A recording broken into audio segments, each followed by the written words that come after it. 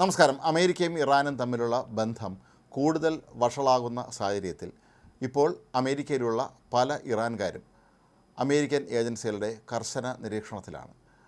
പ്രത്യേകിച്ച് വ്യവസായ മേഖലയിൽ പ്രവർത്തിക്കുന്ന കയറ്റുമതിക്കാരായ അതുപോലെ ആയുധ വ്യാപാരികളായ പല ഇറാൻകാരും ഇപ്പോൾ അമേരിക്കൻ അന്വേഷണ ഏജൻസിയായ FBI നേരിട്ടുള്ള നിരീക്ഷണത്തിലാണ് എന്നാണ് പറയപ്പെടുന്നത്. ഏതായാലും ഇതിൻ്റെയൊക്കെ തന്നെ ഭാഗമായിട്ടായിരിക്കാം ഒരുപക്ഷെ കഴിഞ്ഞ ദിവസം ഒരു 44-കാരിയായ ഇറാൻകാരി പിടിയിലായിട്ടുണ്ടായിരുന്നു. ഷമീം മാഫി എന്നാണ് ഇവരുടെ പേര്. ഇവർ ആയിരക്കണക്കിന് കോടിയുടെ സ്വത്തിന് ഉടമയാണ് എന്നാണ് പറയപ്പെടുന്നത്. അത്യാഡംബര ജീവിതമാണ് ഇവർ നയിച്ചിരുന്നത്. ആഡംബര കാറുകളും വിദേശയാത്രകളും അതുപോലെ മധ്യനക്ഷത്ര ഹോട്ടലിലെ താമസവുമൊക്കെ കൊണ്ട് ഇവർ പലരുടെയും ശ്രദ്ധ ആകർഷിച്ചിരുന്നു. അതിസുന്ദരി കൂടിയാണ് ഈ സ്ത്രീ. അതുകൊണ്ട് തന്നെ അമേരിക്കയും ഇറാനുമായുള്ള ബന്ധം മോശമായ സാഹചര്യത്തിൽ ഇത്തരം വ്യക്തികളെ അമേരിക്കൻ സർക്കാർ കൃത്യമായി നിരീക്ഷിക്കുന്നതിൻ്റെ ഭാഗമായിട്ടായിരിക്കാം ഒരുപക്ഷെ ഇവർ പിടിയിലായിട്ടുള്ളത്. ഇവരുടെ പേരിൽ ആരോപിക്കപ്പെടുന്ന പ്രധാനപ്പെട്ട കുറ്റം വലിയ തോതിൽ ഇവർ ഇറാൻ നിർമ്മിക്കുന്ന ആയുധങ്ങൾ വിറ്റഴിച്ചു എന്നാണ്. അതായത് ആയിരക്കണക്കിന് കോടി രൂപ വില വരുന്ന ഇറാൻ നിർമ്മിത ആയുധങ്ങൾ വിവിധ രാജ്യങ്ങളിലായി ഇവർ വിറ്റഴിച്ചു എന്നാണ് അമേരിക്ക ഇപ്പോൾ കണ്ടെത്തിയിരിക്കുന്നത്. അമേരിക്കയിൽ ജീവിച്ചുകൊണ്ട് തന്നെ തുർക്കി ഉൾപ്പെടെയുള്ള പല രാജ്യങ്ങളുമായി ഇവർക്ക് ഇത്തരത്തിലുള്ള വ്യവസായ ബന്ധമുണ്ടായിരുന്നു എന്നും ലക്ഷക്കണക്കിന് വെടിയുണ്ടകളും അതുപോലെ ഡ്രോണുകളുമൊക്കെ തന്നെ ഇവർ വലിയ തോതിൽ പല രാജ്യങ്ങൾക്കും ഇവരുടെ കമ്പനി വഴി വിറ്റിരുന്നു എന്നാണ് പറയപ്പെടുന്നത്.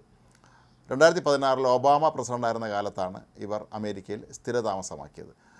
അതിനും വർഷങ്ങൾക്ക് മുമ്പാണ് ഇവർ ഇറാനിൽ നിന്നും അമേരിക്കയിലെത്തിയത്. ഇറാനിലെ ഒരു വലിയ സമ്പന്ന കുടുംബാംഗമായിരുന്നു ഷമീം എന്നാണ് ഇപ്പോൾ അറിയാൻ കഴിയുന്നത്. ഇവരുടെ അച്ഛൻ്റെ സ്വത്തുക്കളെല്ലാം തന്നെ ഇറാനിലെ മതഭരണകൂടം കണ്ടുകെട്ടിയിരുന്നു. ഇവയെല്ലാം തന്നെ തിരികെ ലഭിക്കണമെങ്കിൽ തങ്ങൾക്ക് വേണ്ടി ഇത്തരത്തിലുള്ള ചില കച്ചവടങ്ങൾ നടത്തണം എന്ന് ഇറാൻ ആവശ്യപ്പെട്ടു എന്നാണ് പറയപ്പെടുന്നത്. അതിൻ്റെ ഭാഗമായിട്ടാണ്, അതായത് തൻ്റെ പിതാവിൻ്റെ കോടിക്കണക്കിന് രൂപ വില വരുന്ന സ്വത്തുക്കൾ തിരികെ കിട്ടുന്നതിന് വേണ്ടിയാണ് അവർ ഈ പണി തുടങ്ങിയത് എന്നുമാണ് ഇപ്പോൾ അറിയാൻ കഴിയുന്നത്. ഇവർക്ക് ഇറാനിലെ ചാരസംഘടനയുമായി അടുത്ത ബന്ധമുണ്ടോ എന്നും ഇപ്പോൾ അമേരിക്ക സംശയം പ്രകടിപ്പിക്കുന്നുണ്ട്. കഴിഞ്ഞ ദിവസം ലോസ് ആഞ്ചലസ് അന്താരാഷ്ട്ര വിമാനത്താവളത്തിൽ നിന്നാണ് ഇവരെ പോലീസ് കസ്റ്റഡിയിലെടുത്തത്.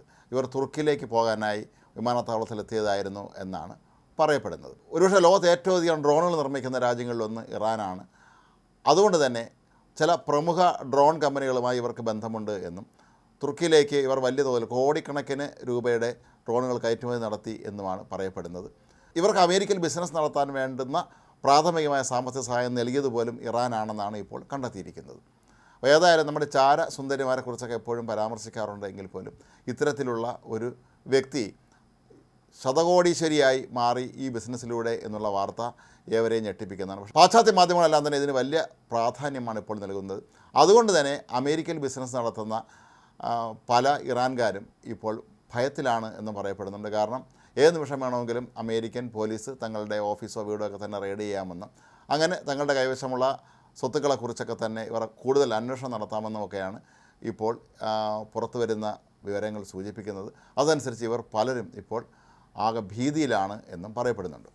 മൊഹാജർ 6 എന്നറിയപ്പെടുന്ന ഇറാനിലെ ഏറ്റവും നൂതനമായ ഡ്രോണുകളുടെ വിപണനത്തിനായി മാത്രം ഇവർ 100 കണക്കിന് കോടി രൂപയാണ് കൈപ്പറ്റിയത് എന്നാണ് ഇപ്പോൾ പുറത്തു വരുന്ന മറ്റൊരു വിവരം. അപ്പോൾ ഏതായാലും അമേരിക്കയും ഇറാനും തമ്മിലുള്ള ബന്ധം കൂടുതൽ വഷളാവും തോറും ഇത്തരത്തിലുള്ള ആളുകളുടെ ജീവിതവും അല്ലെങ്കിൽ അവരുടെ ബിസിനസ്സുമൊക്കെ തന്നെ വലിയ ഭീഷണിയിലേക്ക് പോവുകയാണ് എന്നാണ് പാശ്ചാത്യ മാധ്യമങ്ങൾ റിപ്പോർട്ട് ചെയ്യുന്നത്.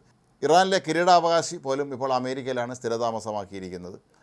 റൈസ പഹലവി എന്ന ഇറാനിലെ അന്തരിച്ച ഇറാനിലെ ഷായുടെ മകനായ കിരീടാവകാശി ഇപ്പോൾ അമേരിക്കയിൽ ബിസിനസ്സൊക്കെ ചെയ്ത് അവിടെ ജീവിക്കുകയാണ്. അദ്ദേഹത്തെ ഇറാനിലെ ഭരണകൂടത്തെ പുറത്താക്കി ഭരണാധികാരിയാക്കുമെന്ന ചോദ്യത്തിന് നേരത്തെ തന്നെ ഡൊണാൾഡ് ട്രംപ് മറുപടി പറഞ്ഞത് അത് ശരിയാകില്ല എന്ന് തന്നെയായിരുന്നു. ഒരുപക്ഷെ റൈസ പഹലവി പോലും ഇപ്പോൾ അമേരിക്കയുടെ നിരീക്ഷണത്തിലാണോ എന്ന് സ്വാഭാവികമായും നമ്മൾ സംശയിക്കേണ്ടി വരും. ഇറാനും അമേരിക്കയുമായി നല്ല ബന്ധമുണ്ടായിരുന്ന ആ കാലഘട്ടത്തിൽ, അതായത് 1979 മുമ്പ് അമേരിക്കയിലേക്ക് എത്തി അവിടെ വലിയ തോതിൽ വ്യവസായങ്ങൾ നടത്തി അഭിവൃദ്ധിപ്പെട്ട ഒരുപാട് ആളുകളുണ്ട്.